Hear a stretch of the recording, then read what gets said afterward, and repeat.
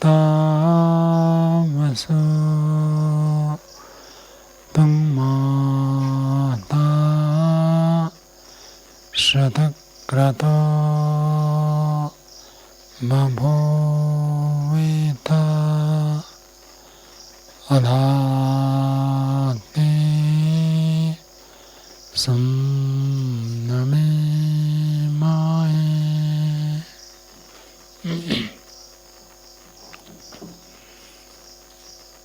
परम पिता परमात्मा की असीम कृपा है, मनुष्य जन्म पाने के बाद भगवान के प्रति प्रीति उत्पन्न हो जाए, ये सबसे बड़ी बात है। भगवान अच्छा लगे,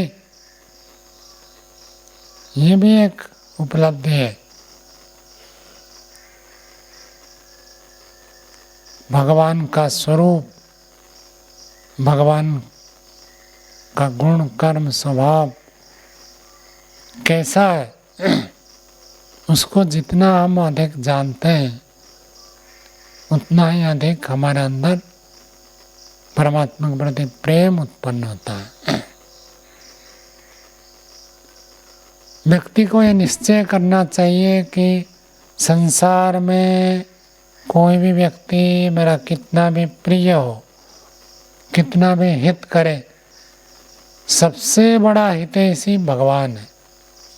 भगवान जितना हमारा हित करते हैं, कल्याण करते हैं, उपकार करते हैं, उतना कोई नहीं कर सकता।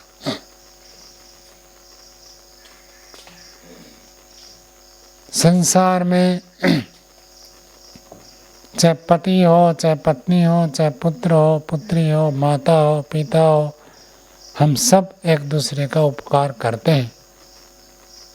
इनका उपकार हमको बाहर से दिखता है, इसलिए हमको समझ में आता है कि पिताजी ने पालन किया, माताजी ने पालन किया, बड़ा किया, पढ़ाया, लिखाया, सिखाया, ये हमको समझ में आता है। ईश्वर जो पालन करते हैं वो बाहर से नहीं करते, इसलिए वो हमको दिखता नहीं है, वो अंदर से करते हैं और व्यापक रूप में करते हैं, सबके लिए करते हैं। माता पिता केवल अपने संतान का करते हैं, ईश्वर जो करता है सबका करता है। सब उसके संतान है, पुरुष हो, स्त्री हो, ब्राह्मण हो, क्षत्रिय हो, वैश्य हो, शूद्र हो, कोई भी हो, सब उसके संतान है। सबका वो पालन करता है, सबको बढ़ाता है। माता पिता भी, हम देखते हैं कोई बच्चा कुछ खराब करता है, बात नहीं मानता है, तब भी उसको सहन करते हैं, पालन करते हैं। और ईश्वर तो सबका पालन करता है। और मनुष्य जन्म जब तक है तब तक वो बार बार हमको अवसर देता है। ईश्वर कभी किसी को छोड़ता नहीं है। कहते हैं ना जी, मनुष्य और परमात्मा में एक ऐसा कार्य है जो मनुष्य कर सकता है, परमात्मा नहीं कर सकता। मनुष्य ईश्वर को छोड़ देता है, भूल जाता है, लेकिन परमात्मा कभी हमको छोड़ते नहीं है, कभी भूलते नहीं है, सब का पालन करते हैं। कैसे पालन करते हैं? हम एक एक श्वास लेते हैं और परमात्मा की सहायता से ही हम श्वास लेने में समर्थ हैं। परमात्मा की कृपा के बिना कोई श्वास भी नहीं ले सकता, कोई जीवित भी नहीं रह सकता। तैत्तिरीय उपनिषद में बताया, का प्राण्यात का अन्यात यद एषा आकाश आनंद न स्यात्। यदि ये आनंद स्वरूप आकाश के तुल्य व्यापक परमात्मा ना हो तो कौन सांस ले सकता है, कौन जीवित रह सकता है? हम जीवित है, इसका अर्थ है ईश्वर हमको जीवित रखते हैं, इसलिए हम जीवित हैं। जीने के लिए जो भी चाहिए, चाहे हवा हो, पानी हो, भोजन हो, शरीर हो, वो सब किसने दिया? ईश्वर ने दिया। इस रूप में ईश्वर पालन करते हैं।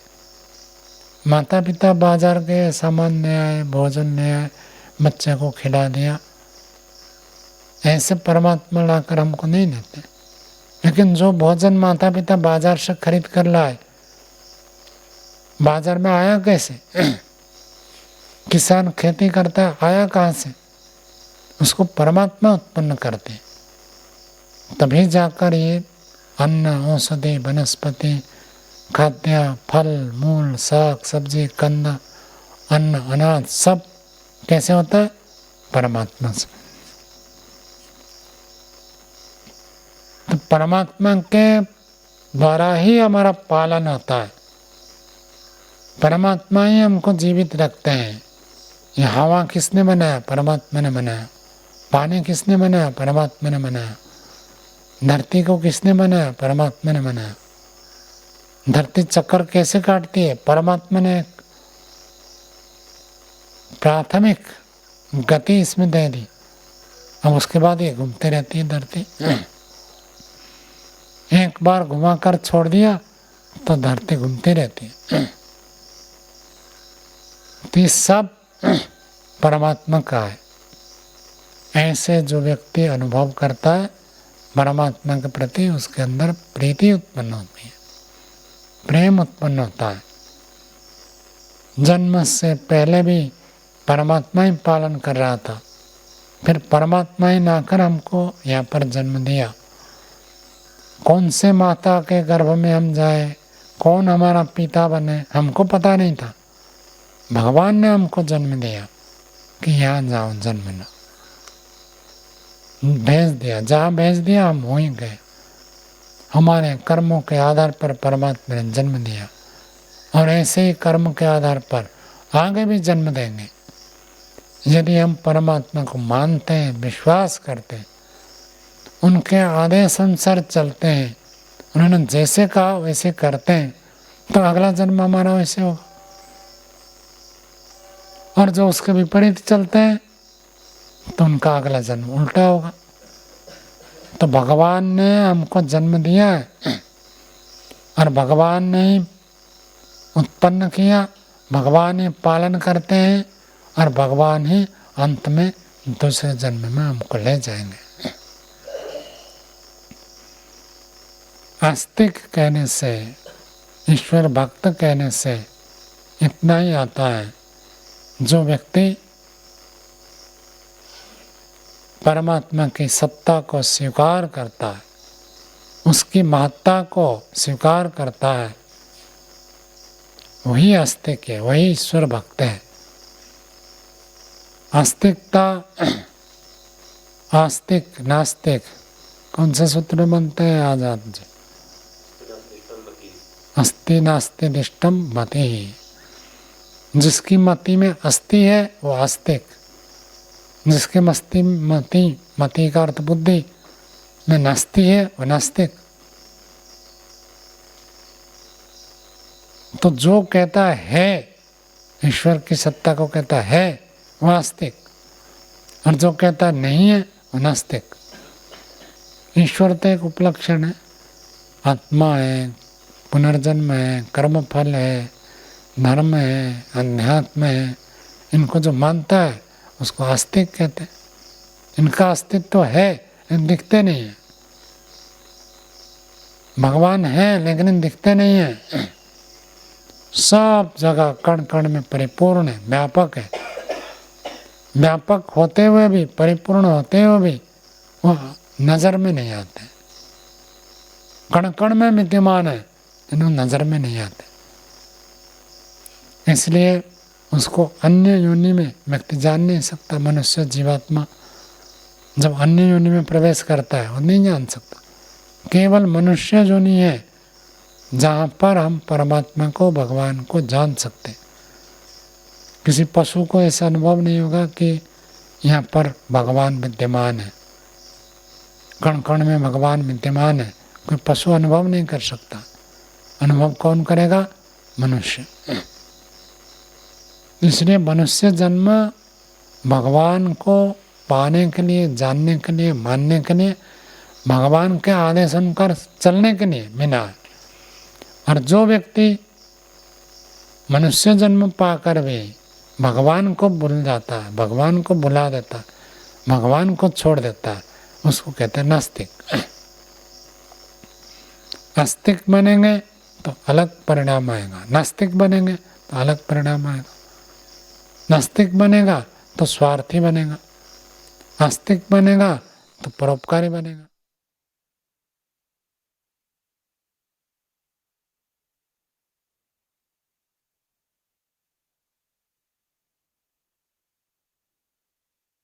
आत्मा सब जगह व्यापक है,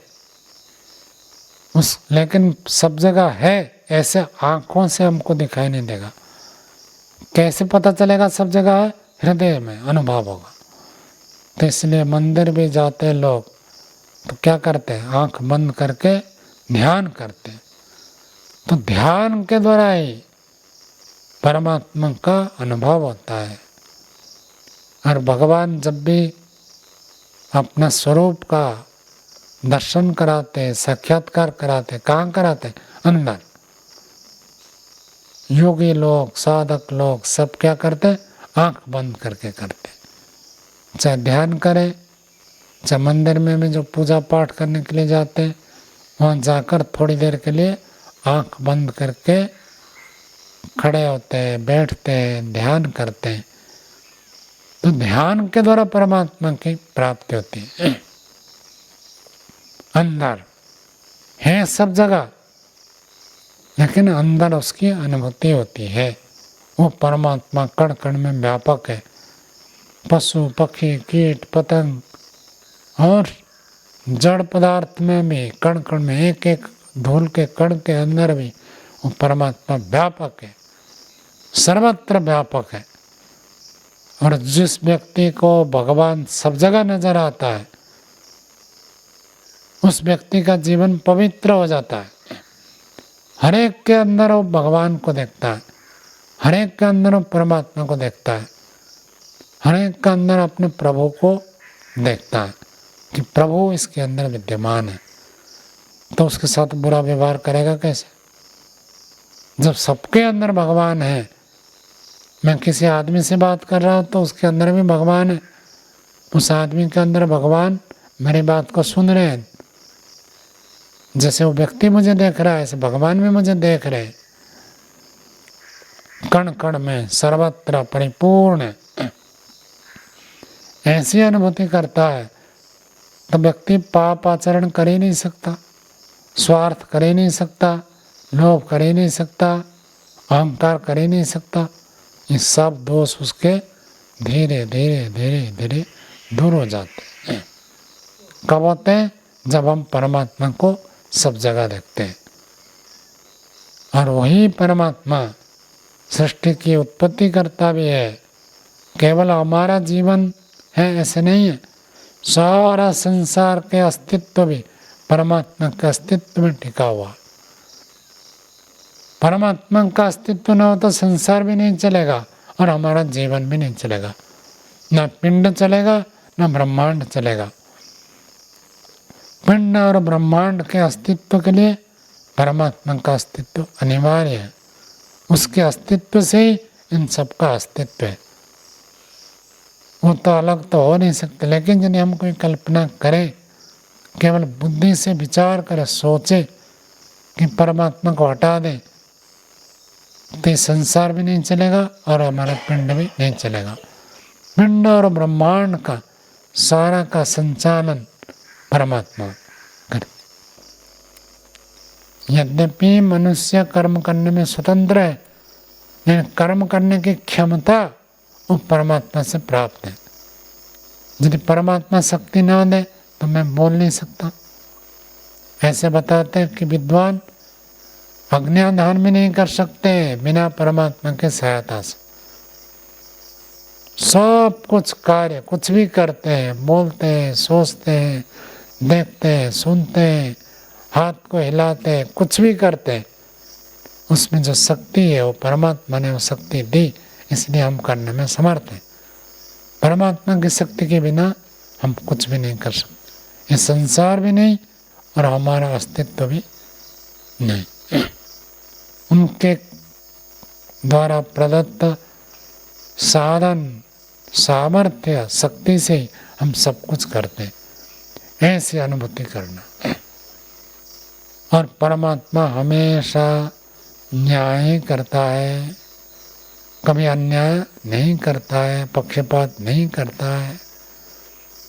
अब कोई व्यक्ति हमारे मोबाइल छीन कर लेगा, हमको लगेगा परमात्मा ने देखो मेरे साथ अन्याय किया। ये परमात्मा ने नहीं किया है, उस व्यक्ति ने किया है। लेकिन जिसने छीन कर लिया उसको परमात्मा दंड देंगे। कब देंगे? समय आने पर। और जिसका छिन गया परमात्मा उसकी भरपाई कर देंगे।